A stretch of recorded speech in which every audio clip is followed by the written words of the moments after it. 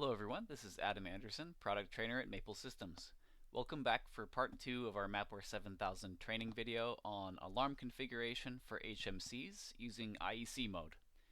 Today we're talking about addressing from the HMC to an external device such as a PLC and setting up alarms based on those tags or registers.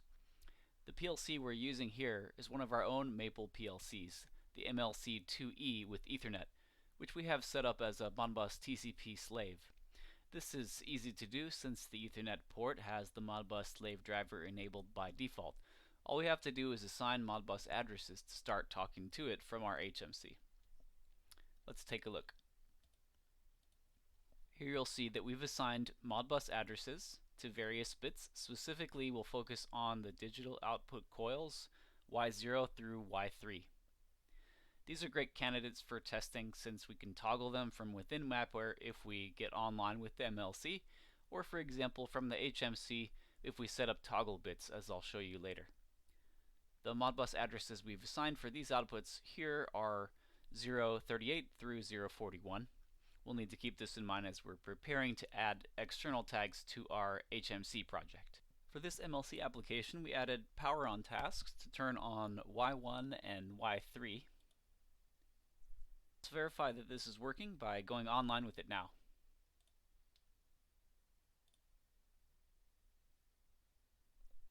And we can see that that's all working correctly. Now we'll switch over to our other project for our HMC 3102A-M. You should notice some similarities between this project and the one shown in our last video. Here though, I've set up toggle bits for each of the digital outputs on the MLC, plus some additional alarm acknowledgement bits. We still have a couple of our local HMC alarms that we can toggle here, which we set up in the last video. If you recall, to set up alarms, you need to create an alarms tag in Word format first. You'll have 16 bits you can use within it for alarms. In the last video, we set up only 4 alarms, so we'll continue from the 5th bit of the alarm's word tag, which is not in use yet. But first we need to talk about addressing PLC tags in logic. This is not something that we can do directly, so we need to set up global tasks for this to transfer the bit or tag value in question from the PLC into a tag in the HMC's local memory. This will run continuously at each scan then once we set up the task. At that point we can set up alarming based on the local copy of the data. Let's take a look.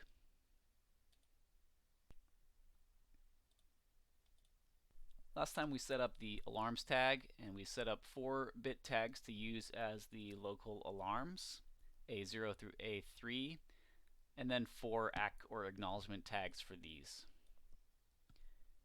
If we look at the alarms, we have 4 of them configured. We entered some text, we set the acknowledgement bits separately, we're saving to history, and we set different severity levels there. For logic, we created a new logic block using ladder diagram and called this alarm. Within this we created 4 set bit functions. It is here that we can connect a tag of our choosing to the bit of the alarm's word in order to trigger it. So we'll build off what we have here to create external alarms for our connected PLC now. First we need to set up the connection to the PLC. From COM3 Ethernet, we'll add a new node, set it to Modbus TCP master, and choose generic one word. Enter the IP address,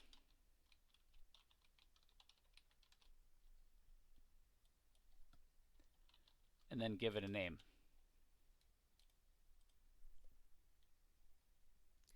Next we'll create some tags.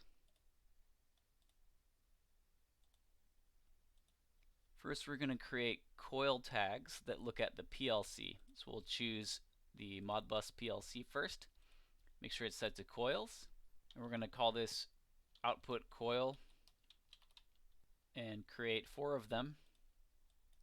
And we're starting at 038 as the address in the MLC2-E. So we'll add these. You see the Modbus addresses are listed there under the tag address column. Next, we're going to add new tags where we'll store a copy of this data from the PLC so that we can use it in logic. So we'll add new tags in the HMC. They're Boolean type, and we're going to call these local output and create 4 of them. And finally, we'll add some acknowledgement tags too. So these again are in the HMC, Boolean, and we're going to call these ACK output and create 4 of them. Here we see all the tags that we've set up, and we'll go ahead and set up some global tasks so we can copy data from the PLC to the HMC. So we'll go to global tasks here, copy tag B to tag A. The source to begin, we'll start with output 0, and we're going to copy this to the local version, local output 0, and then we'll add 3 more for the subsequent outputs. Alright, at this point we're ready to go ahead and start configuring our alarms and logic now that we have this set up. So we'll go to the alarms folder.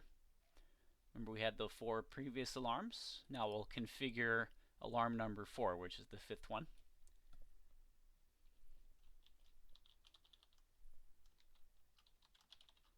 We'll enter in our message, set up the acknowledgement, and save to history, and continue to do that for the remaining alarms.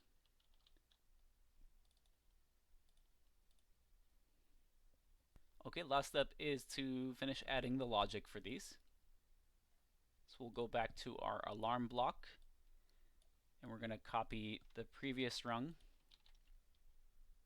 change the bit number to 4, and here for the value, this is where we're going to use the local copy of the data for that output. Local output 0. Now we'll go ahead and copy and paste this 3 more times to finish creating our alarm logic. Okay, so now everything is set up in the back end, and we can go ahead and start adding things to our screen. We'll first add an alarm list from the draw menu.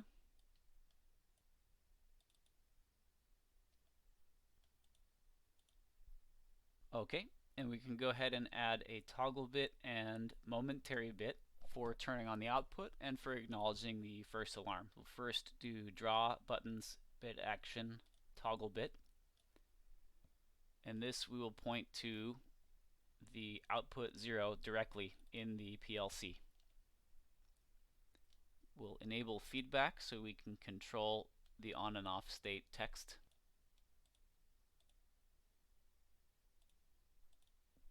We'll set this to the output coil as well, and then enter in a name.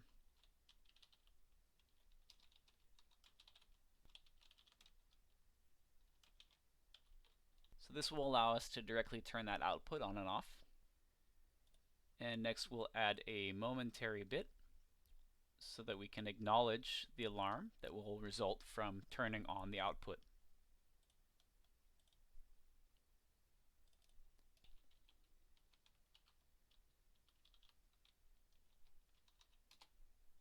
That's all we need to do for the first output, and you can continue to add additional toggle bits and momentary bits for acknowledgement. If we look back at our sample project here, we've simply set up 4 toggle bits for the 4 outputs and 4 momentary bits for the alarm acknowledgement here. And let's go ahead and check it out on the HMC and see how it works. Here we see our HMC 31028-M, and it's connected to our MLC2-E with 2 outputs on. We see in the alarm list output 1 and 3 are on. We see that here, and we also see that on the device itself. If we disable these, then in the real-time alarm list, they still appear as they've not yet been acknowledged. So we'll go ahead and acknowledge them now.